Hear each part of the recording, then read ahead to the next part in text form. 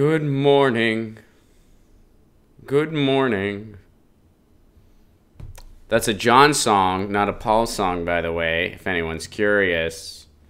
And we all heard that news yesterday. Apparently, John and Paul jerked off in front of each other. They wrote some pretty good music. I'm actually surprised they didn't jerk off in front of each other after every writing session. You know what I mean? What's up, Joshua? Good morning. Good to see you. Hope all is well in Portland.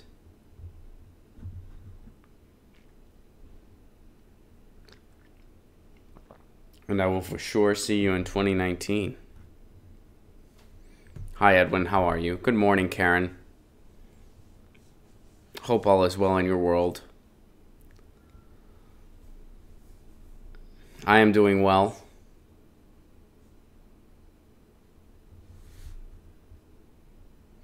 What's up, Jojo? Hi, Jilly. Ron, I got an alert and everything. That's awesome. I'm glad to hear it. Thank you for the compliment on the shirt. You know me, I don't wear collars often, so this is a big day for me. Howdy, howdy. What's up, K-Line Report? Good to see everybody. Once we hit 30, we will officially begin. We're a few minutes early. Thanks for being an early bird. You know what? They say the early bird gets the worm. But what they never point out is that the early worm is the one that gets eaten. You ever notice that? I'm not a morning person. I mean, this is, 10 a.m., that's reasonable. But, I'm not a morning person. Hi, Lori. How are you? Osito, good morning from San Diego. I am your friendly neighbor to the north. You lost 70 pounds. Can you talk at length about that one day? Yeah, sure.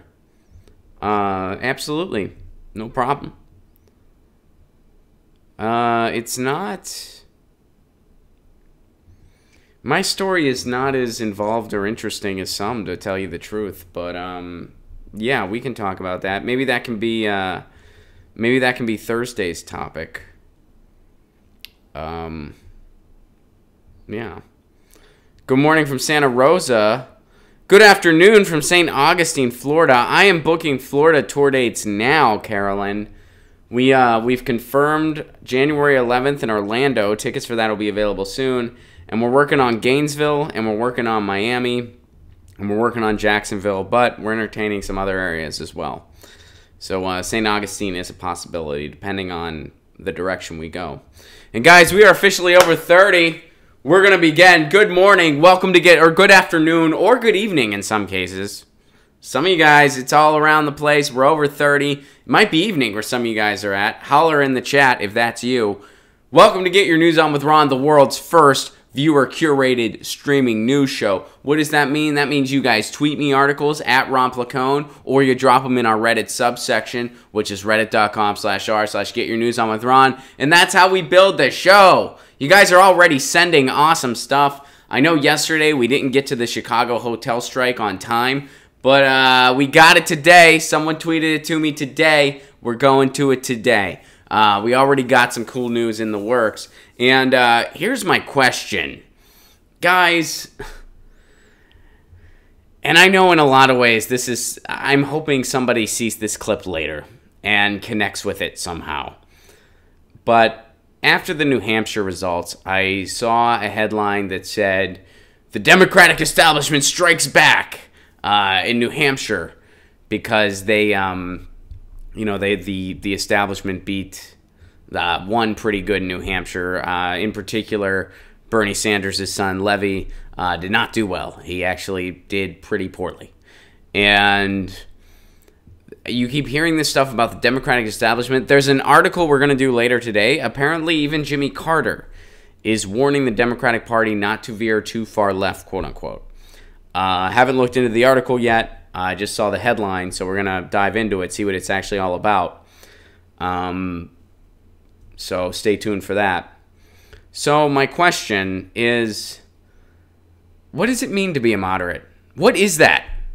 Can someone tell me what it is?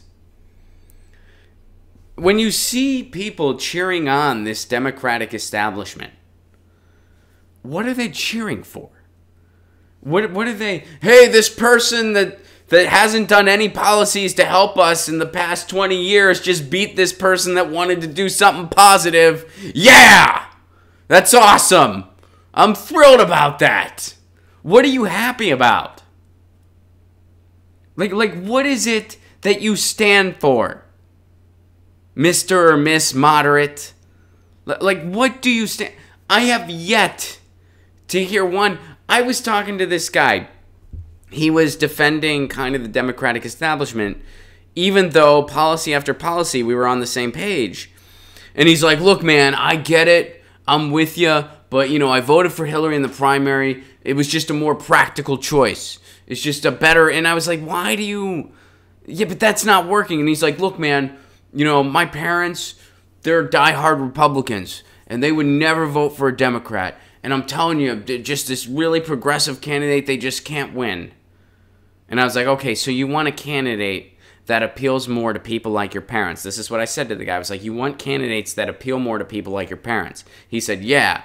And I was like, you just said yourself that your parents would never vote Democrat, no matter what.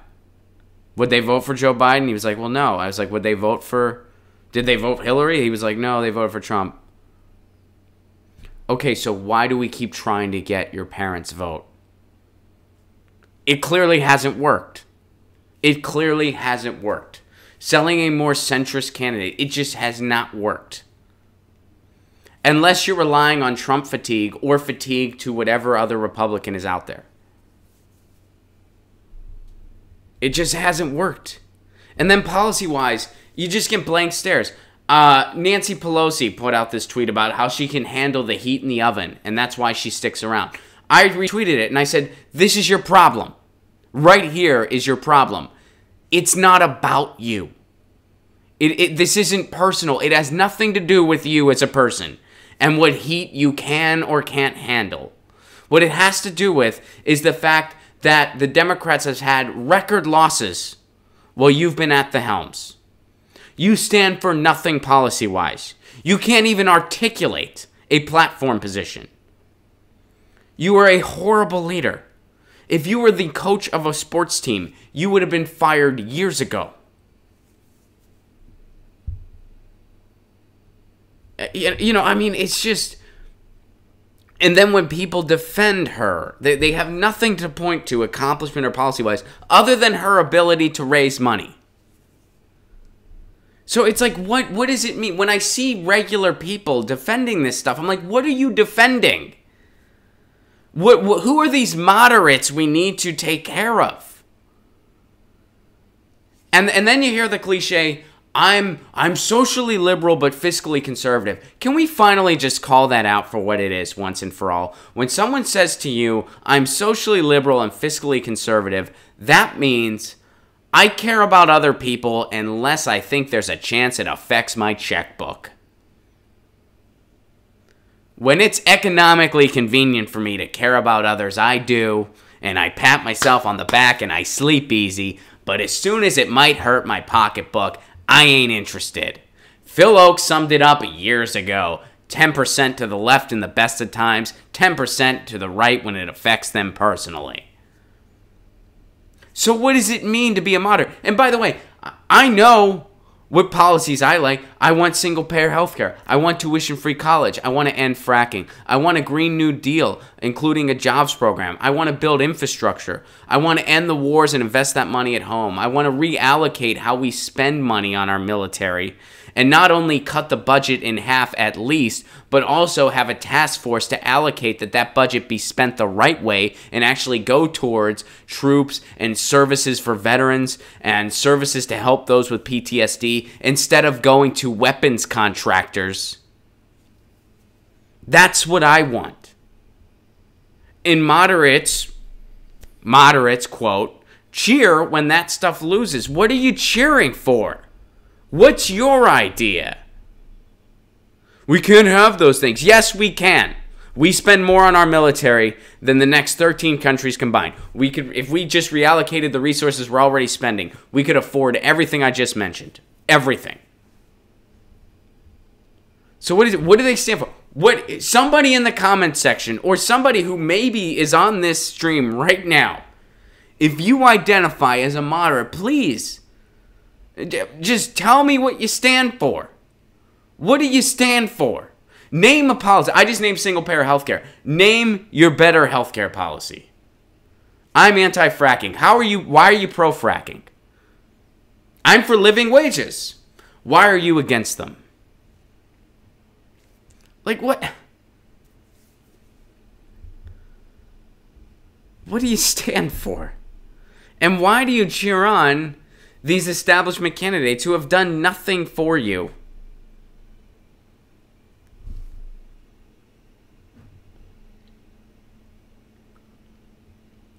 I know there's a good chance nobody watching right now has an answer to that.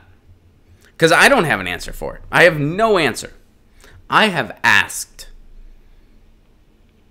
And, I hate to bring up 2016, but, I mentioned that conversation I had earlier with that guy, and, he brought up 2016. I didn't bring it up because I didn't want to.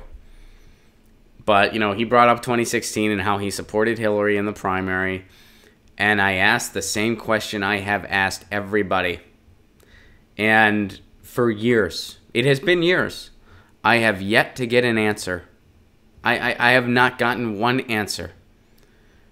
What's one policy that Hillary had that excited you, that you liked better than any of Bernie's policy ideas? It has been 2 years, over 2 years, because I asked that question on the campaign trail too. I have yet to get an answer from any, and some of these are friends and colleagues and family members that I respect a lot, that are very intelligent people, and when it comes to 2016, we saw things differently. Nobody has an answer. No, not one. I have yet to get an answer from any. If anyone has an answer, even if it's not an answer for you personally, it's just an answer you've heard, please share it. I'm so curious. I have asked, and I have asked in many polite ways. I have been called every name in the book because of it. When I say what's one policy about her that it has excited you, I have gotten answers ranging from, I want to smash your phone into your face, you Bernie bro, you're a Russian spy, come on, fuck off. What else have I gotten? I've gotten polite answers too.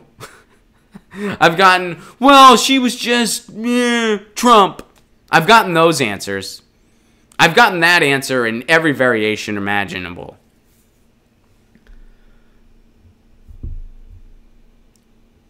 I'll wait for, a lot of you guys are just saying, yeah, we don't frickin' know. Steven says, I heard go away, we don't need or want your vote. I heard that too, Steven. I was told that too. I was told we don't need you, we don't want you, we can win without you. And then when you took that advice, you were shamed later.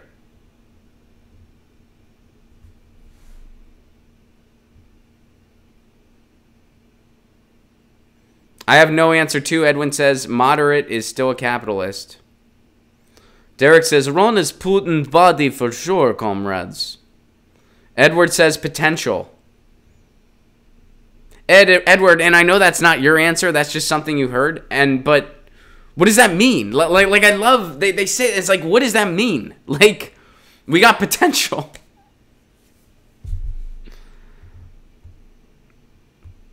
Let's see if anybody... And I know, like I'm not saying, like, oh, no one has an answer. Like, I don't have an answer. There's a good chance that nobody on this stream has an answer. Angie says there is no logical answer. Reverend Alex, the response to that question in Portland was Trump derangement syndrome. Well, we don't want President Trump, do we? DLJ, moderate technically is not extreme, i.e. the center of the bell curve. Looking at opinion polls on policies, Bernie's policies are center of the bell curve. So a moderate, quote unquote, in the United States is somebody who would be against a lot of Bernie policy ideas, even though 92% of people that identify as Democrat liked Bernie's policies. and over half the country is for a lot of them as well. So basically, going by DLJ's like explanation of what a moderate is, which is an accurate description of what a moderate is supposed to be, but if you apply that to the contemporary United States, our version of a quote moderate is a scam. It's actually the opposite of what a moderate is. If a moderate follows the opinion polls when it comes to policy, they would be for single payer, they'd be for tuition-free college, they'd be for living wages, they'd be screaming at the top of their lungs about net neutrality. That would be a, quote, moderate.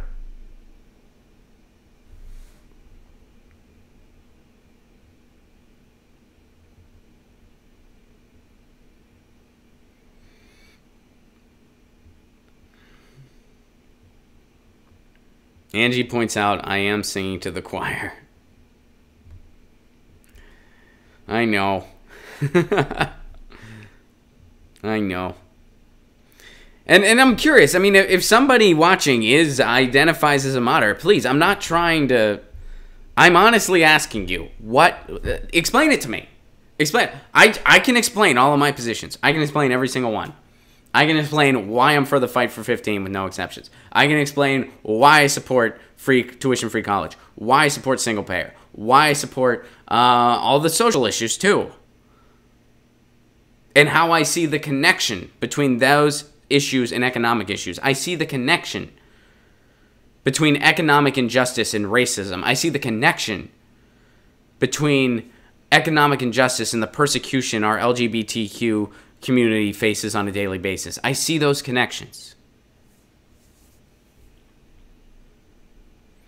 Representative Sherry Bustos considers herself a moderate. I'm not super familiar with her, to be honest with you. I mean, maybe I got to have some of these moderates on. A lot of them don't say yes to doing the show. Joseph, moderates have less extreme rhetoric. That's it. Voting in principle. They are the same as the rest of them, but moderates take pride in less extreme, reasonable sounding to the uninformed rhetoric. Well, they're not winning over the uninformed. Hillary Clinton was supposed to be a quote-unquote moderate, and whenever she spoke, her numbers went down.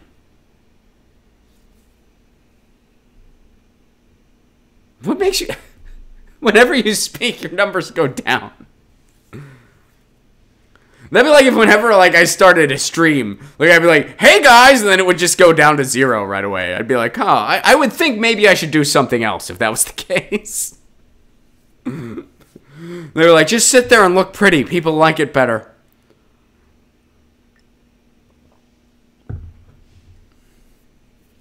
So, if anybody out there is a moderate, quote unquote, please explain it to us. Break it down for us. In fact, I'm inviting you on the show. And my nose is itchy. I'm inviting you on the show where I won't itch my nose at all, I promise. Explain it to me. Explain it to all of us. Because none of us know. None of us know what that means. And when I say what that means, I don't mean a dictionary definition or a Wikipedia definition. I mean applying it to the contemporary United States. Explain it to us. Apply to the contemporary United States. What does that mean? What's your plan for healthcare that's better than single payer? What's your plan to combat the fringe right wing that might actually work? And if your argument is, well, we got to appeal to the other quote-unquote moderates, and we got to appeal to the right, well, that has failed miserably. That keeps failing.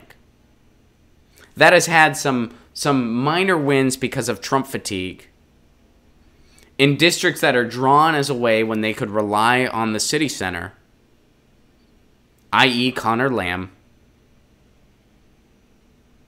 And that's it. So please, you are invited with an open mind and an open heart. Really, like I'm being sincere. I will. You know what? We got to have Democratic strategist Peter Douche back on to explain it to all of us. Please, you know what? Moderate watching, you have access to this show the same way you want everybody to have access to health care, and the same way I have access to $1 million, the same way I have access to a BMW. So please come on the show and explain it. Break it down. All right, let's go to some articles, huh?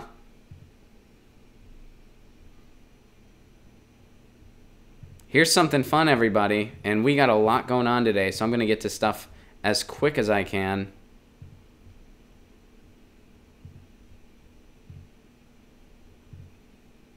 Facebook! Facebook's idea of fact-checking, censoring Think Progress because a conservative site told them to. Wow, you know, there were a few people on the left that said, it's not a good idea if you're celebrating Alex Jones. It's not a good idea to let a vague privacy clause dictate what a modern-day electronic public square can and can't censor. It should be dictated by our free speech laws, which, again, Alex Jones may have violated. I can't say, I'm not a constitutional lawyer. He may have violated our free speech laws. And if he did, a court of law should decide that. And then a court of law should order that his content be taken down.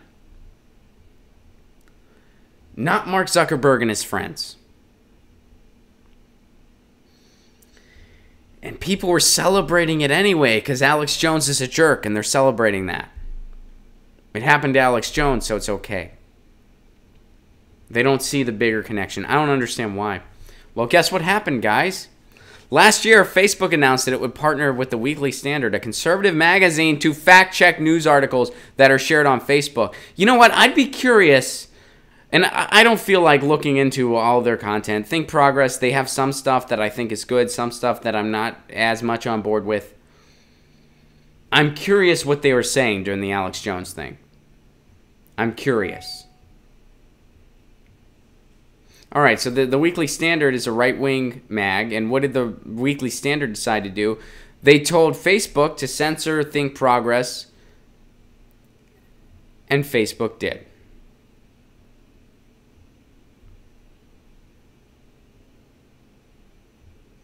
Think Progress reached out to Facebook for comment on this, and it did not receive a response.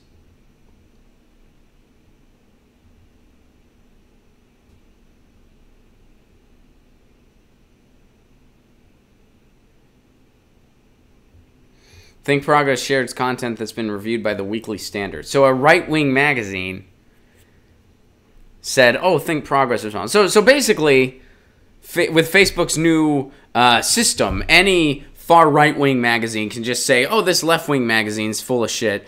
And then I guess a left-wing magazine could potentially do the same thing. Who knows? I mean, I guess it depends on who gets censored first. And Facebook's helping you. They're saving you. They're making sure you see real news. They advertise this stuff. They're proud of it. They said, we have a new system in place. I don't know if you've seen the ad. You've probably seen the ad on a YouTube video. They have a new system in place to make sure you're consuming real news. Facebook's doing that. Facebook, the website that started as a way to rank college girls by a guy who stole an idea from his friends and has called every citizen living in this country a dumb fuck. They're going to make sure you see real news. Facebook's going to do that. And now they censored Think Progress, a progressive site. Just like when the Alex Jones thing was going on, we were like, look, this isn't the first time they're doing this. They've done this to anti-war groups. They've done this to Palestinian peace groups. This isn't about Alex Jones. This is about a bigger thing. And there needs to be a law. The law doesn't exist yet. It needs to exist. There needs to be a law that when a social media platform that bases itself on being an open publishing platform, which is what Facebook is. Facebook is not a newspaper. So, well, does a newspaper have to publish every comment? No, Facebook's not a newspaper. They are not a media outlet. They are not a magazine. They are the modern day town square. They are a social media utility. And when you get to a certain level, there should be a law in place that when you get to a certain level, you have to follow free speech laws the same way a public space does. Oh, and here's another straw man people were throwing out there that I didn't get a chance to respond to. I'll respond to it now. Well, what about if you post pornography? There's a community standards that you can't. What? You have to go to a free speech court if you post pornography on Facebook? It's not meant for. Okay. Just because you have to follow free speech laws when it comes to speech does not mean basic community guidelines don't exist. Here's an example. Let's say I'm in the middle of a real town square. I'm in a small town. Let's say Savannah, Georgia, just for the hell of it. I don't know why that came to my mind first, but it did. And I decide I'm going to take off my clothes. And I'm going to walk around and I'm going to do the windmill with my wiener. That's self-explanatory. That's what you do. You don't need me to do it. You get it. So I'm walking around nude, doing the windmill. I get arrested. Because guess what? That's indecent exposure. Guess what? I just violated the basic community standards. I'm not going to be able... Freedom of speech! Not going to hold up in that case. That's not what happened. So it's not like it's all one or the other. You can still have basic community standards on a Facebook that says, yeah, you can't post pornography on this website. And if you do, it will get taken down. However, when it comes to speech, when it comes to information, then when you get to the size of them, that censorship should be dictated by our free speech laws.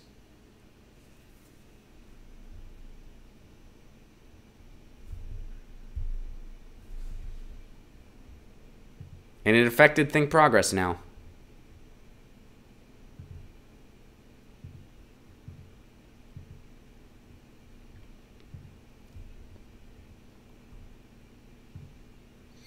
Chicago hotel strike enters its 6th day as workers demand year-round health insurance. We didn't get to this yesterday. I apologize for that. But we are getting to it today. And this is from Think Progress. Because Think Progress covers stuff like this. This is the type of work they do. And I've seen some stuff from them I'm not a big fan of. I've seen some stuff from Think Progress where I've thought, I don't know if you guys are really thinking progress in this case.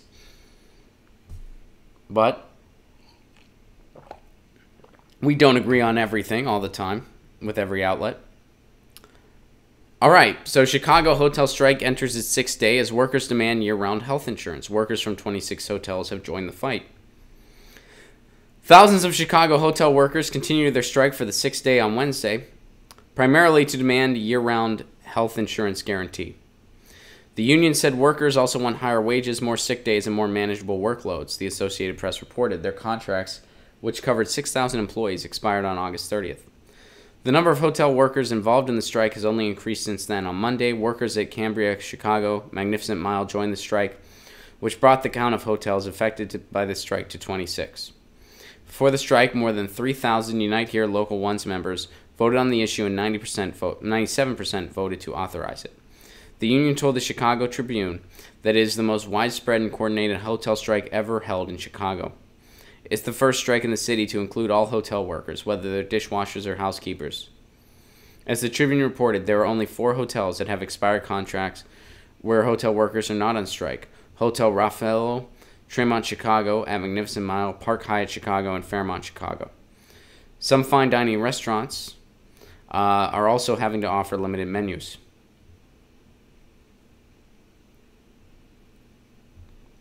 So here's why they're doing this. It's common for hotel workers to get laid off during the winter when business is slower, and workers end up losing their much-needed health coverage. We don't need you, you're laid off, and no health care.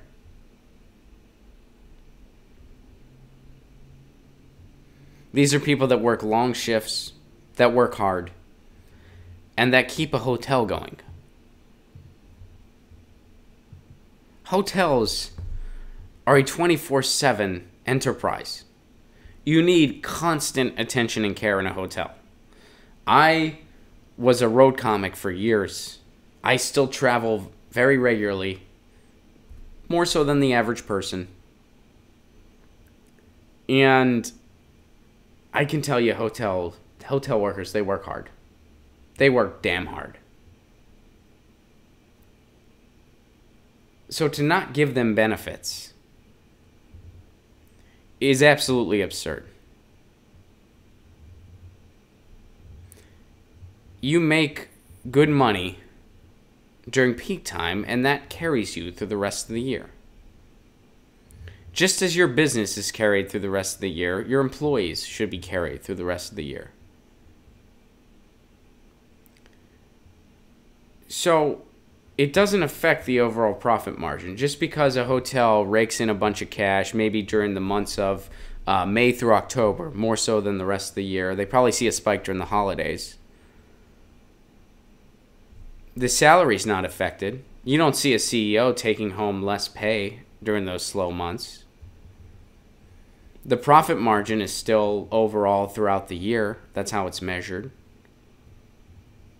So that profit margin, a cost included there, should be taking care of the employees for the year, not just for when times are good. If that's how you're going to treat your employees, well, then it should be a worker co-op where they get a piece of their labor, but they don't.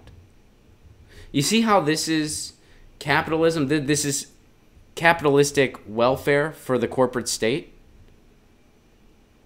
This is having their cake and eating it too. If you're going to treat employees like this, they should get a cut of the pie, of the actual pie. Which in most cases would probably give them enough. And this is why we shouldn't have employer-based healthcare. This is another reason. But the bright side of this, workers are striking. And, you know, again, we've talked about it on this show. I still stand by this. We need a nationwide strike in this country. That's what we need to do. And I don't know how to coordinate something like that. Again, I've promised I'll do everything I can to help. I'll be a communication vessel in every outlet at my disposal to the best of my ability. That's how I'll help. Because a strike wouldn't apply to me. And I know that. Some of you mentioned WGA and SGA. I'm actually not a member of any of those organizations because I've never done anything that has been applicable to it. I've never written for an actual TV show. I've never, I've written screenplays. I've never sold any. Still working on that one. And, prior to moving to Los Angeles, I was a stand-up comic on the road. I was just going from club to club doing gigs. We need a union. We don't have one. We desperately need one.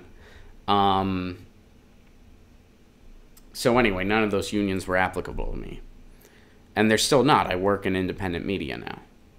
And when I tour, I still, do it on my own. So the strike is not applicable to me. And I'm lucky that that's the case. I consider myself fortunate that I get to do things that I love to do for a living. That's, I think the biggest prize there is. And so I would just do everything in my power to help. I would be a communication vessel to the best of my ability. As far as the next, I have no idea what I know none of us do. That's, and I get it. It's very like, well, we need this. Well, how the hell do we get that? Like, well, I'm not trying to lecture really. I'm just saying we need to look at what the teachers did, look at what the hotel workers did, and we need to start that in every industry. We need to have a national strike in this country to get workers' rights back. Because, everything's a dialectic, and we have gone way over here when it comes to workers' rights. Right to work is on the rise while unions are getting stomped out. That's all you need to know. That's all you need to summarize this. Right to work, which should be called right to exploit, because that's what it is. I've lived in a right to work state. I lived in Tennessee. I saw it firsthand. I saw people that were doing jobs meant for 3 or 4 people but they were doing it themselves. They worked over 50 hours a week. They had no paid time off. They had no benefits. And they worked 6 days a week in a warehouse that did not have air conditioning. 6 days a week, 50-hour shifts. No vacation, no paid time off, no benefits. That's what right to work does.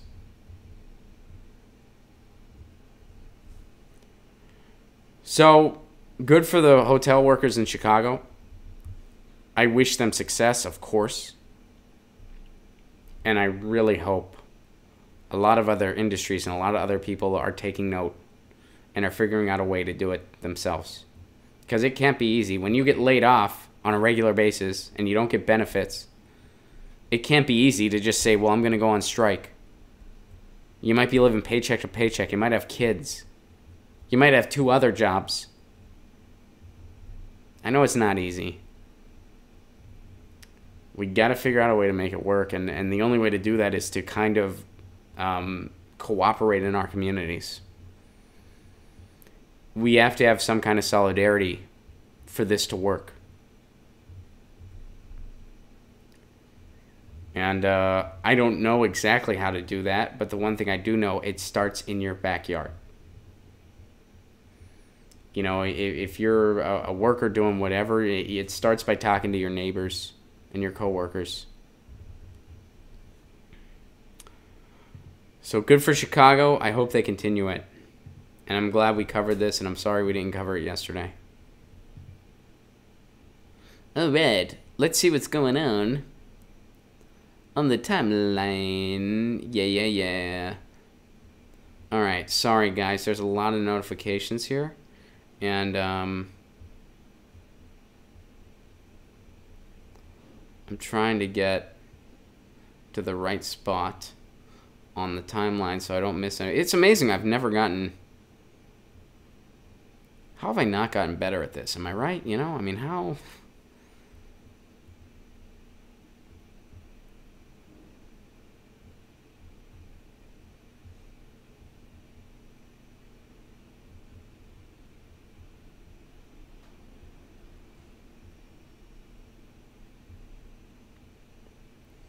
David, great minds must think alike. You sent me the article that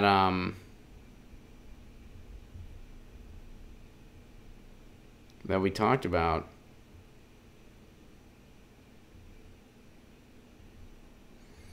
All right, this is from Edwin. We're going to go here.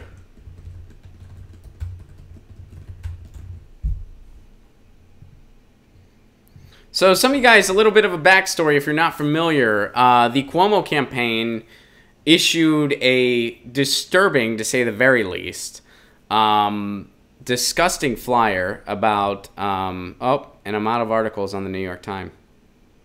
All right, we're moving on. Sorry, Edwin. I can't access the article.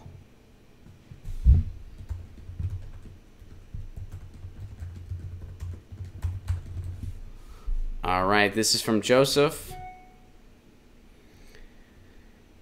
And Joseph says this is disastrous for content creators. EU approves a controversial copyright directive, including the internet link tax and upload filter. We talked about this a while ago, but need a refresher. All right.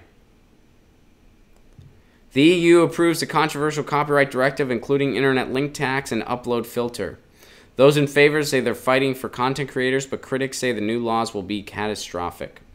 The European Parliament has voted in favor of the Copyright Directive, a controversial piece of legislation intended to update online copyright laws for the internet age. The directive was originally rejected by MEPs in July following criticism of 2 key provisions, Articles 11 and 13, dubbed the link tax and upload filter by critics.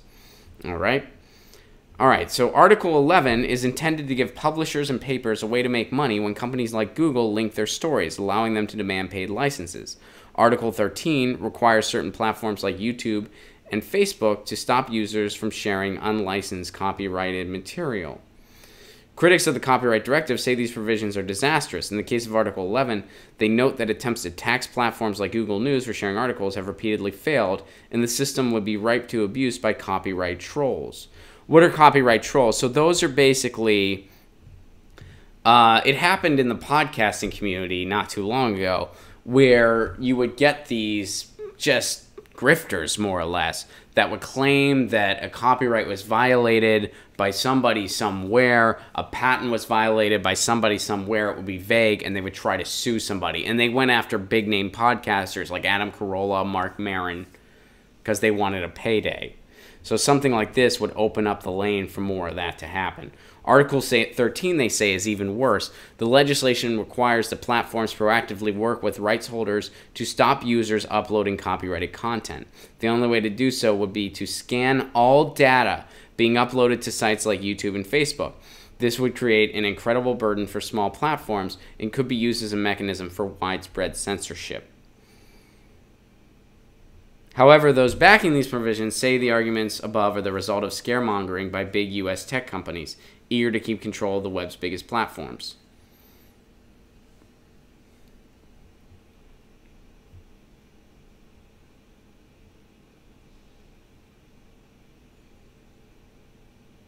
So how do they determine? Now, what I'm curious about and what I'm still learning about, because I know we covered this a little while ago when it first came out. It's not like super fresh in my mind, and also I would need to read more about Articles 11 and 13. Where my question right now is, well, where does fair use fall into all this? Because I'm not super fluent in the fair use laws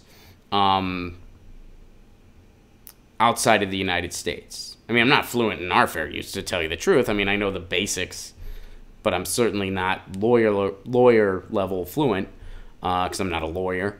But you know, I know a thing or two about fair use, and I know that, you know, if you're using the like using something for like a bigger message, or it's used for an educational component, or, you know, there's a lot of ways that things fall under fair use.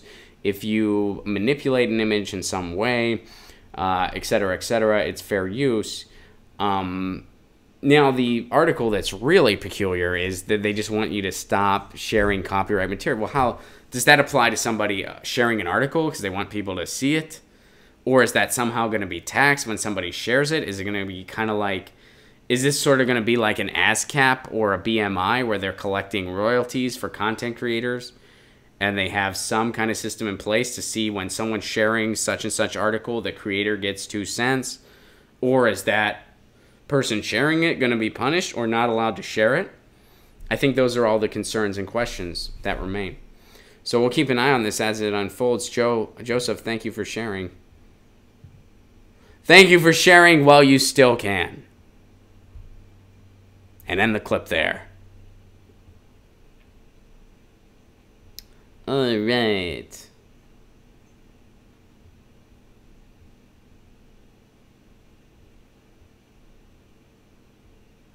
So somebody shared something about Jimmy Carter. I wanted to go to that now before we run out of time here. So, and I'm not finding that. That person was next in line, and somehow I lost the article.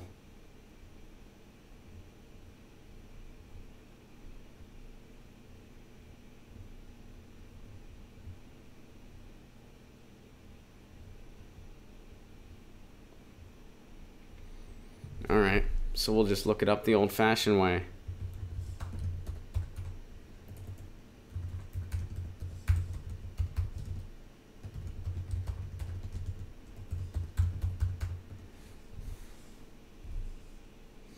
All right, here it is.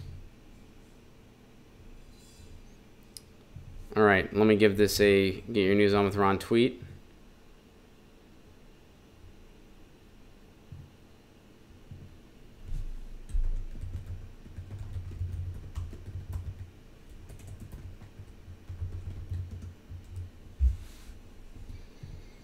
All right.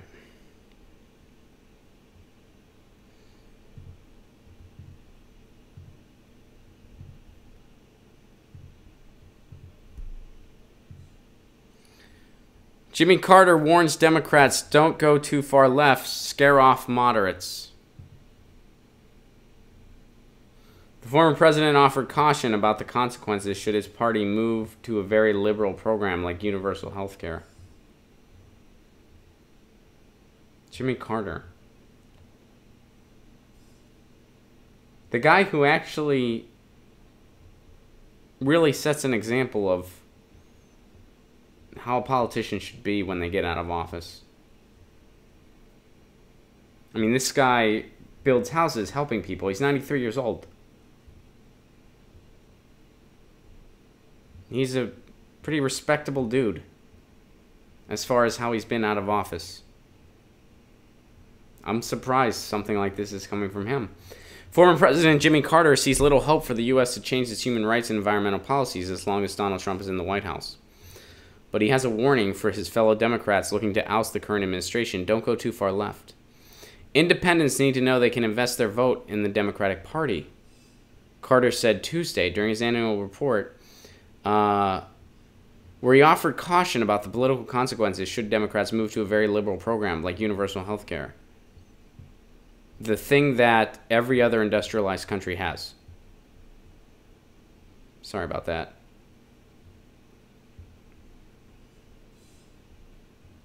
That's delicate, and Carter acknowledged even contradictory advice.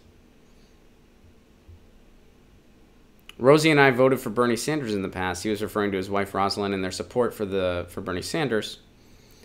At another point, he pointed to California's environmental policies.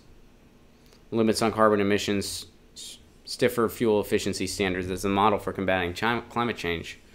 Still, Carter stressed Democrats nationally must appeal to independents who are souring on the current administration.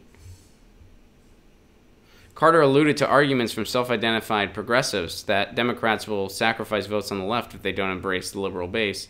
I don't think any Democrat is going to vote against a Democrat nominee.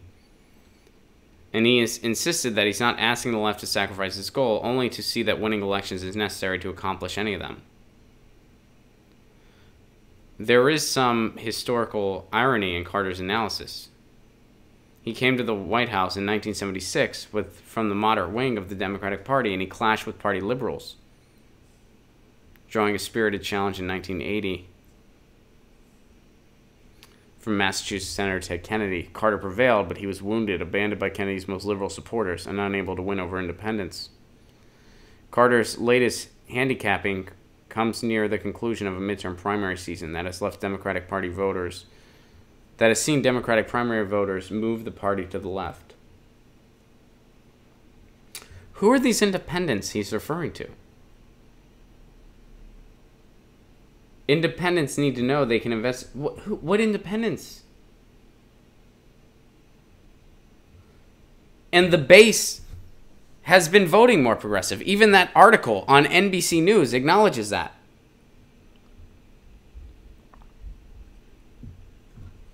The conclusion of a midterm primary season that has seen the Democratic primary voters move the party to the left.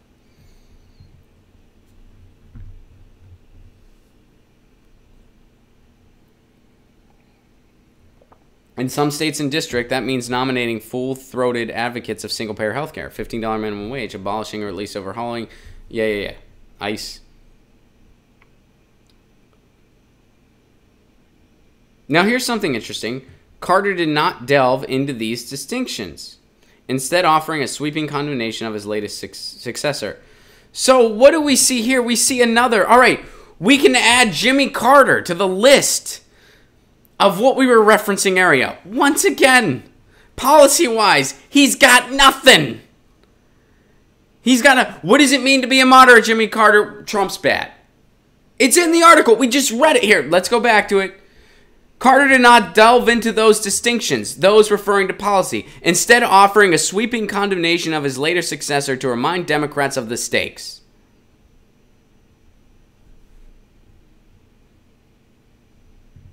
So, what do you mean appeal to moderates? Well, universal health care, that's a little dangerous. Something 60% of the country's already in favor of. Something the rest of the world, the rest of the industrialized world takes for granted. That's too dangerous.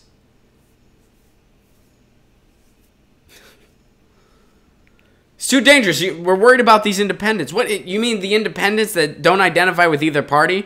Because they know they're bought and sold by the same people? Those independents? You think a progressive platform wouldn't appeal to them? Who are these independents, Jimmy Carter? Who are they? Where are they?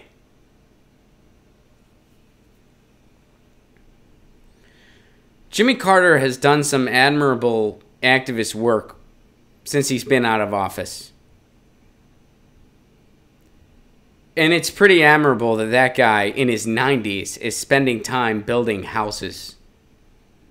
I would never try to diminish that at all. But I think it's fair to say in this case he's a little out of touch. And I couldn't disagree more with his assessment. Who are these independents? Who are these moderates? Where are they? Where are they? They're part of the 65 million that voted for Hillary. You know what? I don't know anybody that voted for Hillary. I know a lot of people that voted against Donald Trump. Again, 2 years. Over 2 years.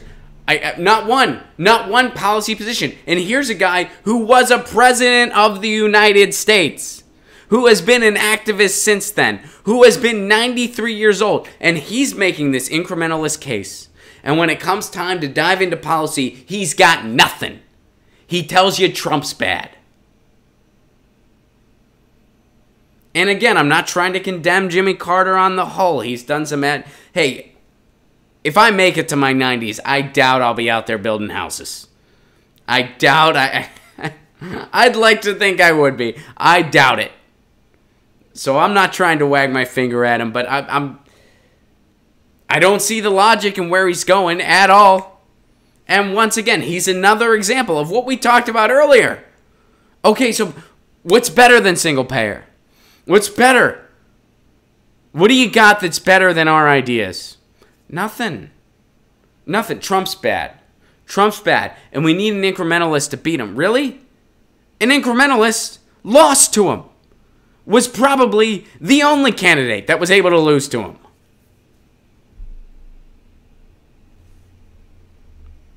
I'd love to have Jimmy Carter on the show to explain it. I'd love to. I'd be like, you didn't point to a policy in the NBC article. They let you off the hook, probably because they're NBC. Name one. What's your better healthcare plan? What's your better healthcare plan that's going to appeal to these, quote, independents? I identify as an independent. Because I certainly don't identify as a Republican or a Democrat. And I've never felt more disconnected from the Democratic Party. There was a point in time where I thought they're a clearer glass to get the type of country I want to get. I can't say that anymore.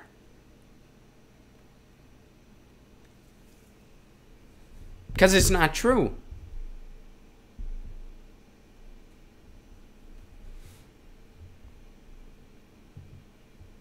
I don't know what you're thinking, Jimmy. I say it like we're buds. Me and Jimmy Carter. Next time we're building a house together, JC, I'm going to talk to you. I don't get where you're going. I don't get it. Maybe we should talk. We should read some Lawrence Ferlinghetti together. I don't know if he likes Lawrence Ferlinghetti. I don't even know why that writer came to my mind first, but for some reason it did. You know.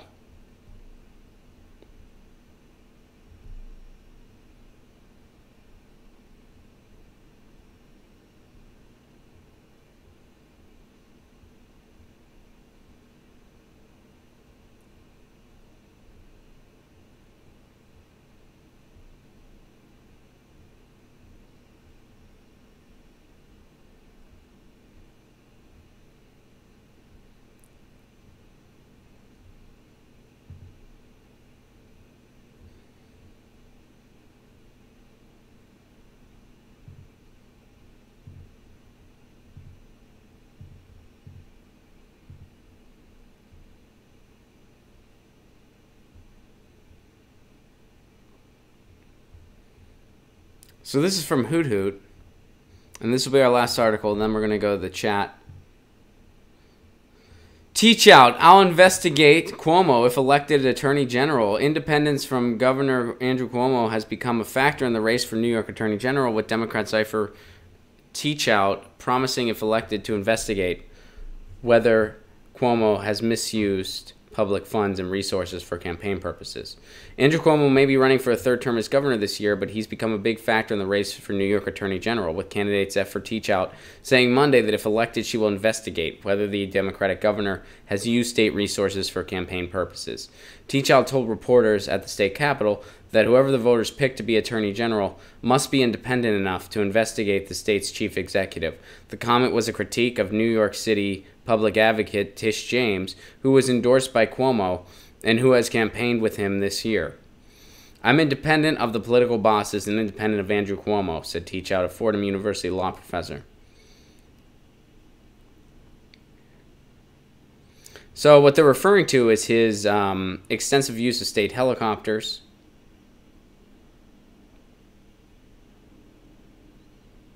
his decision to speed up the opening of the second span of the Governor Mario M. Cuomo Bridge,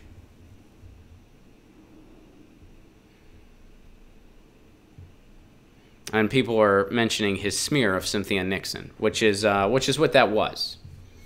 That was a straight-up lying smear. And he released those mailers shortly before the election. They apologized for it and said they're going to send out a mailer to make it right. Guess what? The primary is this week. So, nice try. Yeah, we're going to make it right. No, you're not. The smears are already out there. They called Cynthia Nixon anti-Semitic, which anybody who knows anything about her knows that that is absolutely beyond ridiculous and insulting to an extreme degree to say that about her. And their logic was beyond flawed and intellectually lazy and just straight up propaganda. That's what it was. And who supported that? The Democratic Party and Andrew Cuomo. And then the New York Times wrote about how corrupt Andrew Cuomo was, which they're right, and then they endorsed him anyway. This is the resistance. So I like the idea of an attorney general investigating him. I doubt it would lead to anything. Maybe a slap on the wrist. And what's more important to me than him being under investigation later is I'm hoping he doesn't win. I'm hoping Cynthia Nixon beats him. And for everybody in New York, I hope you'll go out and vote for her. Let's go to the chat to end.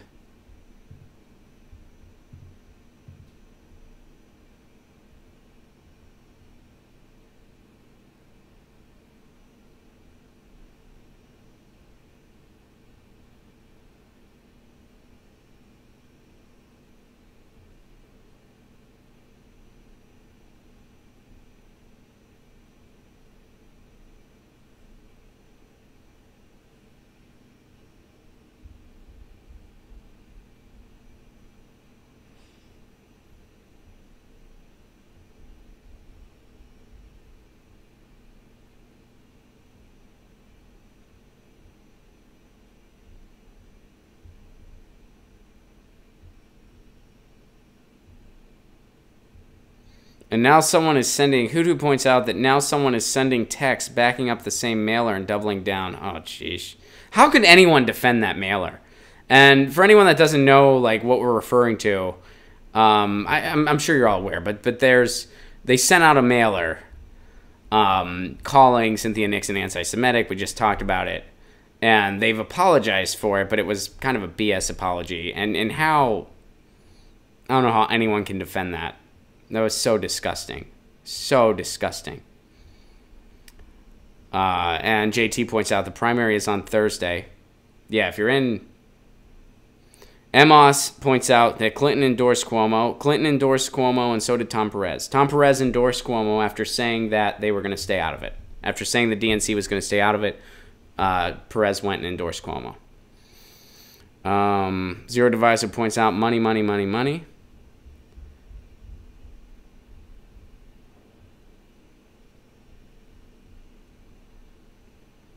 Stephanie, I left you an article in the comments. Please do tweet it to me. I didn't get to it this time, but please do tweet it again tomorrow, Stephanie.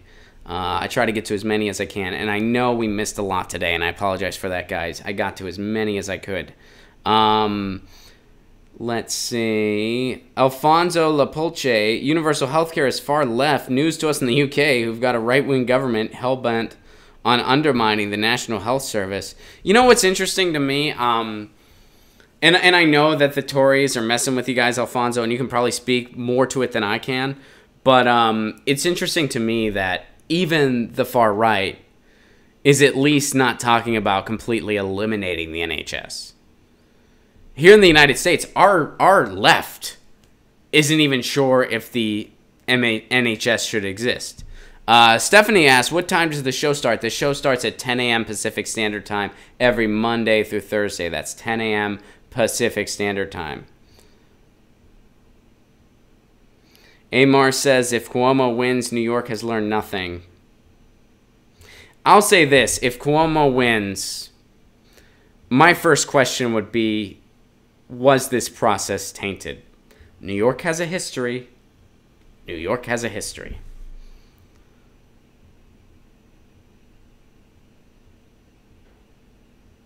Marsha, are you coming to Graham Elwood's thing at Corbin Bowl on 9/22? No, unfortunately I'm not. I have my own show on 9/22 that conflicts with Graham. Yeah. Hobo Roadie, about to get my news on with Bong. Love it. That's the best thing to do next. So yeah, everybody in New York, please consider Cynthia Nixon. Please do.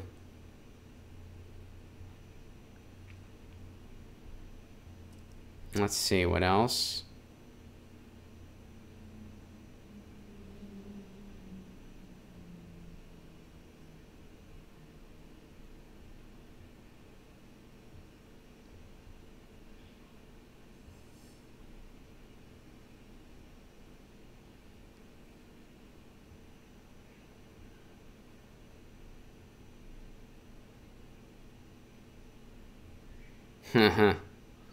Dark Roast Lefty, we need accessible healthcare, not universal healthcare. Pervy Perez. That's a fun nickname. Guys, we are totally out of time. Thank you so much for being part of this. Little bit of housekeeping. Tour dates. RonPlacone.com for tickets to all these shows. Sacramento, California, November 2nd. San Francisco, California, November 3rd. That's with Graham Elwood. And you know who's opening those shows? Twitter sensation Peter Douche is opening those shows. November 10th, I'm going to be in Austin, Texas. I'm coming to Austin, Texas on November 10th for the East event. And I'm going to be at the ZT Gallery that benefits our sponsor, ZT. They have a brand new opening of their new shop. We're doing a comedy show on November 10th at 8 p.m. So Austin, Texas, I'm looking forward to seeing you. Get your tickets now. November 23rd, Pittsburgh, Pennsylvania. Tickets for all those available at ronplacone.com. And Los Angeles, the next Politics Night at the Dojo is September 26th. Alonzo Bowden is headlining that show. It's going to be a really fun time. Check it out. And if you want to support this show on the sustainability end, you know the drill. Patreon.com/RonPlacone. A give what you can level. You get all kinds of exclusive content, plus free tickets to my shows. Some restrictions apply there. And you're going to get my album delivered to your inbox when it's finished in November. Patreon.com/RonPlacone. It's a give what you can level, by the way. Real quick, I know that on Patreon, you have to set like a certain tier. So I set it at $5. That's the suggested tier. But at any level you give, all of my posts are patrons only. And all of my perks are for all patrons. So I have to have a set tier because of Patreon settings. But it's any level you give at. $5 is suggested. If you can't do that, that's totally fine. And everybody gets all the same stuff no matter what level you give at. It's a pay what you can level. Everybody gets all the same stuff. So please do consider it. I love you all very much. We will be back tomorrow at 10 a.m. Pacific Standard Time. That is when this show starts. That is when it always starts. 10 a.m. Pacific Standard Time. We'll be back tomorrow. We do this every Monday through Thursday at 10 a.m. Pacific Standard Time. Get your news on with Ron. Stay safe out there, guys. Peace.